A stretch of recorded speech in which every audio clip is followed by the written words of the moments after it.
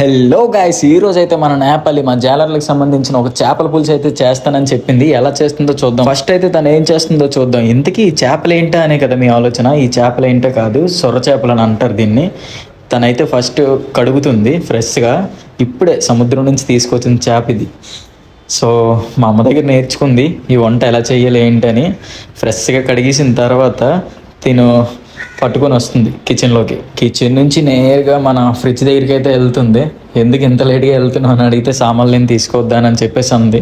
దాని వంటకు కావాల్సిన సామాన్లు ఏదైతే ఉందో అవన్నీ ప్రిపేర్ చేసుకుంటుంది. ఈ చేపల పులుసుకి ఏమేమి అవసరం పడతాయంటే మిరపకాయ, ఉల్లిపాయ, ఎలాగో ఇవన్నీ మీకు తెలిసినవే. సో అవన్నీ పట్టుకొని నేరుగా కిచెన్లోకి అయితే వెళ్ళిపోతుంది. దాదాపు ఈ చేపల పులుసుకి కావాల్సిన సామాన్లు అన్నీ ఒక దగ్గర పెట్టేసుకున్నట్టే. ఇంకా బ్యాలెన్స్ ఉన్నవి ఏంటి, కారం, ఉప్పు, ఇటువంటి గరం మసాలా సామాన్లు. దానికి తోడు తనకి హెల్ప్ చేయడానికి నేనైతే వచ్చాను.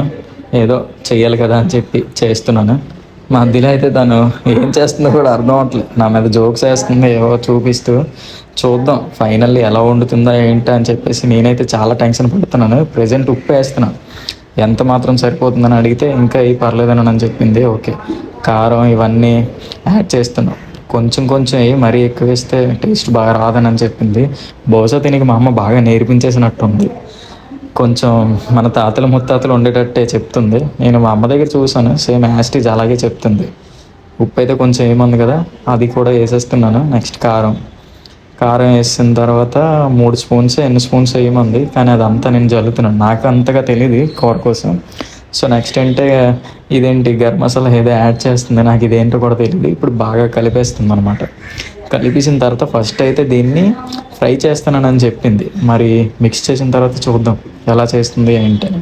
ఫ్రై చేసిన తర్వాత నేను ఒక ముక్క తినాలనుకుంటున్నాను. మేబీ మా అమ్మ వండేటట్టు వండితే అదేమిటి వల్ల అమ్మయ్య ఈరోజు నేను బతికాను అనుకుంటాను. లేదని అనుకుంటే మాత్రం ఇంకా నా పని గోవిందా గోవిందా. ఏదో ఒక హెల్ప్ చేయాలి కదా అని చెప్పేసి మధ్యలో వచ్చి అవి ఇవి చూపిస్తున్నాను. నువ్వేంట్రా కమెడియన్ లాగా మధ్యలో వచ్చి ఏది పెడితే ఏది చేస్తున్నావు అని చెప్పి అనుకోకండి. తనకి కొంచెం హెల్ప్ చేస్తే బాగుంటుంది కదా, ఇంకా సింపుల్ అవుతుందని చెప్పేసి ఒకటి అందిస్తున్నాను అనమాట. అమ్మయ్య తనకు కావాల్సిన ఫైనల్ అన్నీ అయిపోయి ఇంక ఇవన్నీ ఇక్కడ పెట్టేసిన తర్వాత ఫైనల్లీ ఇప్పుడు తనైతే స్టవ్ వెలిగించడానికి రెడీగా ఉంది. స్టవ్ అయితే వెలిగించేస్తుంది. ఇప్పటి నుంచి తన వంట స్టార్ట్ అనేది అవుతుంది.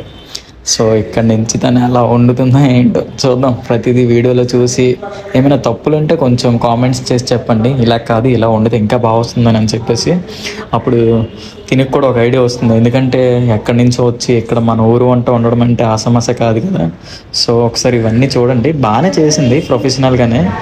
కాకపోతే ఫైనల్ ల్యాండింగ్ ఎలా ఉంటుందో ఏంటి అని చెప్పి నేను ఎగ్జైట్మెంట్తో ఉన్నాను. చూద్దాం. ఇప్పుడైతే తనకు ఆయిల్ కావాలని చెప్పింది. ఓకే, ఆయిల్ అయితే తీసుకున్నాక తను ఎంత సరిపోతుందో అంత ఆయిల్ ఫస్ట్ ఆ పెనంలో వేసుకోవాలని చెప్పింది. ఆయిల్ అయితే వేసేస్తుంది. ఆయిల్ వేసిన తర్వాత మన ఉప్పు కారం పెట్టుకున్న చేపలు ఏవైతే ఉన్నాయో అవి ఫ్రై చేయాలని చెప్పింది. ఫస్ట్ ఆయిల్ అనేది బాగా హీట్ అవ్వాలంట. సో హీట్ అయిన తర్వాత దానికి కావాల్సిన ఉల్లిపాయలు అయితే కోస్తుంది. ఉల్లిపాయలు కోయడం అయిపోయిందా అని చెప్పేసి నేను అడుగుదామని వస్తే ఏం చేసిందో చూడండి. ఏదో సోది చెప్తుంది. సరే అంతా అయిపోయిందని అడిగితే లేదు వచ్చి ఉల్లిపాయలు పోయి మిగిలినది నేను చేస్తానని చెప్పింది. సరే మనం చేసేది ఏం లేక నేను ఉల్లిపాయలు కోయడం స్టార్ట్ చేశాను. ఫైనల్లీ తనైతే ఇప్పుడు చేపలు ఫ్రై చేయడానికి రెడీగా ఉంది. ఓకే అంట చేపలు బాగోపోదు, మొత్తం అన్నీ దీంతోనే తినిపిస్తాను. ఈ చేపల నుంచి వచ్చే స్మెల్ ఏదైతే ఉందో అది మాత్రం చాలా బాగుంది. ఫైనల్గా తను టేస్ట్ ఎలా ఇస్తుందా అని చెప్పిన డౌట్ అంతే. ఒకసారి టేస్ట్ చేస్తే తెలిసిపోతుంది. మరి మనంత ఉండకపోయినా మిడిల్లో అయినా సరే వండుతుందని చెప్పేసి నా ఆశ. ఇంకా ఫైనల్లీ మనం బ్యాలెన్స్ ఏదైతే ఉంచామో వచ్చి అవన్నీ కంప్లీట్ చేసేస్తున్నాం. కావాల్సిన కరివేపాకు కూడా తీసి ఒక దాంట్లో వేస్తుంది. ఫైనల్ ట్విస్ట్ కర్రీ కోసం చూపిస్తారంటే ఈ కేరా దోశ చూపిస్తున్నారు ఏంటి భయ్యా మీరేనని చెప్పే కదా మీ ఆలోచన. ఈ కేరా దోశ ఏదైతే ఉందో దాన్ని సన్నగా కోసుకొని దాంతో అయితే ఒక డిఫరెంట్ ఆఫ్ కర్రీ చేస్తానని చెప్పింది. అది కర్రీ కాదు నాకు తెలిసి, ఏదో నాతో తినిపిద్దామని చెప్పి ఏదో చేయాలని చేస్తుంది.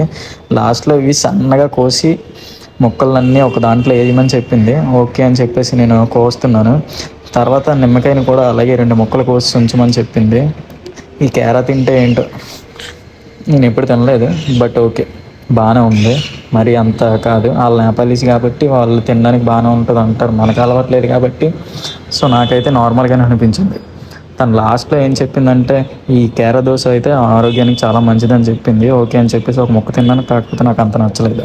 ఈ కీర దోశలో పచ్చిమిరపకాయ కూడా యాడ్ చేయాలంట, యాడ్ చేస్తాను. పచ్చిమిరపకాయ ఎందుకని అడిగితే నువ్వు నోరు మూసుకొని పచ్చిమిరపకాయ అందులో వెయ్యి కోసింది అన్నది. ఓకే, నెక్స్ట్ నిమ్మకాయ ఒకటి ఇచ్చింది, నిమ్మకాయ రసం కూడా అందులో బాగా దిట్టించి పిండు అని చెప్పింది. ఇవన్నీ ఎందుకబ్బా అని అంటే నేను చెప్పించి చాలు, లాస్ట్లో తిని చూడు ఎలా ఉందో అప్పుడు నాకు టేస్ట్ చేసి చెప్పానని చెప్పింది. ఓకే, ఒకసారి చూడండి నేనేమేమి వేసాను.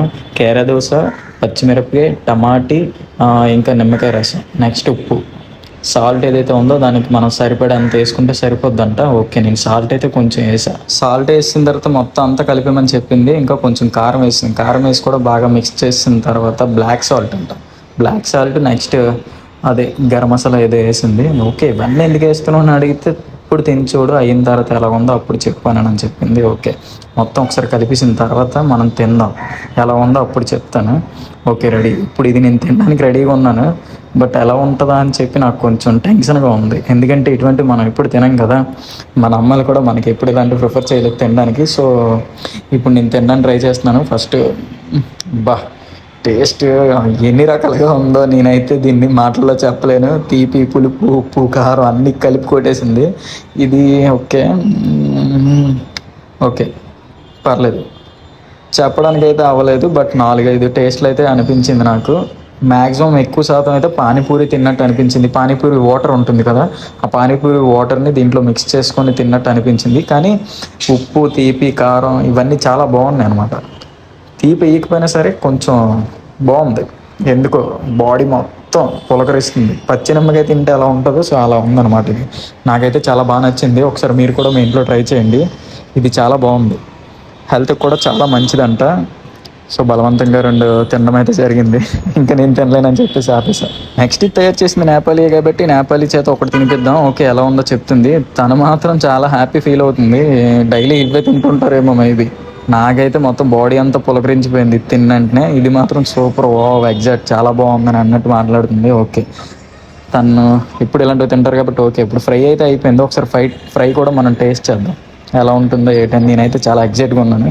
మన జాలర్లో వంట ఎక్కడ ఉండి వచ్చి మన దగ్గర వండుతుందంటే మేబీ ఎలా ఉంటుందని నేను నాకు డౌటే. ఒకసారి చూడండి, తనైతే ఎగ్జాక్ట్గా మన అమ్మలు ఎలా చేస్తారో అలాగే చేసింది. నేనైతే ఇప్పుడు టేస్ట్ చేయబోతున్నాను. ఫైనల్లీ ఇదైతే టేస్ట్ చేసేస్తున్నాను, చూద్దాం. సూపర్, నిజంగా హార్ట్ ఫుల్ఫిల్గా చెప్తున్నాను. మన ఇంట్లో మన అమ్మలు ఎలా వండుతారో యాస్టీజ్ సేమ్ అలాగే వండింది. ఇంకా నెక్స్ట్ బ్యాలెన్స్ ఏదైతే ఉందో అది కూడా ఎలా వండుతుందో చూసేద్దాం. నెక్స్ట్ బ్యాలెన్స్ ఏం లేదు, పులుసు అది కంప్లీట్ అయిపోతే రైస్ ఆల్రెడీ మేము కుక్ చేసుకున్నాం. కుకింగ్ అంతా అయిపోయాక అది తినేయడం. ఇప్పుడు స్టవ్ అయితే వెలిగించాం ఫైనల్గా. ఓకే, కావాల్సిన సామాన్లు అన్నీ రెడీగా ఉన్నాయి. ఫైనల్గా నేను దేనికోసం అయితే వెయిట్ చేస్తున్నాను అదైతే ఇప్పుడు రెడీ అయిపోతుంది. ఓకే, మొత్తం అన్నీ రెడీగా ఉన్నాయి కాబట్టి ఫాస్ట్గా అన్నీ చేసాయి. ఓకే, నూనెలో ఉల్లిపాయ, టమాటా ఇవన్నీ వేసి బాగా వేయించాలంట. ఓకే, అది అయిపోయిన తర్వాత నెక్స్ట్ మన చేపలు ఏవైతే ఉన్నాయో బ్యాలెన్స్ అవి అందులో వేసిన తర్వాత పులుపు పెట్టాలంట. పులుపు పెట్టిన తర్వాత కాసేపట్లో అది బాగా ఏగిన తర్వాత అప్పుడు చేపలన్నీ వేయాలంట. ఓకే, అవన్నీ బాగానే తెలిసినట్టుంది మేడంకి, అన్నీ పర్ఫెక్ట్గా చెప్తుంది. ఓకే, ఎలా ఉందో అప్పుడు పులుపు రెడీ చేస్తుంది. పులుపు అంటే ఏంటబ్బా అనే కదా మీ డౌట్. పులుపు అంటే ఏం కాదండి, అదే మనం చింతపండుని ఒక గిన్నెలో తీసుకొని వాటర్ కొంచెం వేసుకొని దాని నుంచి ఒక రసం తీసుకోవాలన్నమాట. రసం తీసుకున్న తర్వాత ఆ రసాన్ని మనం ఏదైతే కర్రీ చేయాలనుకుంటున్నామో ఆ కర్రీలో వేసుకోవాలి.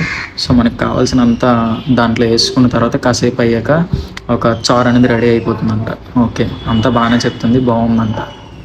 పులుపు అన్నీ పర్ఫెక్ట్గా సరిపోయానని చెప్తుంది. ఇప్పుడు నెక్స్ట్ ఇంకేం లేదు బ్యాలెన్స్. చేపలు అయితే అందులో వేసిన తర్వాత కాసేపు వెయిట్ చేసి ఉండడమే, ఒక 5 minutes 10 minutes.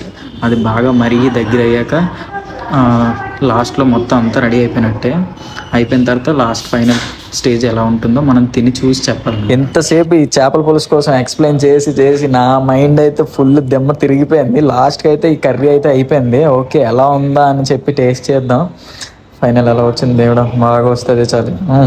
ఎక్స్ప్రెషన్ చూస్తేనే అర్థమైపోతుంది మీకు దీని టేస్ట్ ఎలా వచ్చింది ఏంటని. ఓకే, లాస్ట్గా మనం రూమ్లోకి తీసుకెళ్ళి దీన్ని ఒక గట్టి పట్టు పట్టడమే. ఇంకా బాబా చూస్తుంటేనే నాకైతే మాత్రం నిజంగా చాలా బాగుండిందని అనిపిస్తుంది. ఎలా ఉందో తిని చూసి చెప్తామని చెప్తుంది. ఓకే, మీకు ఇదంతా నచ్చితే ఒక లైక్ చేయండి అని చెప్పేసి అడుగుతుంది అనమాట.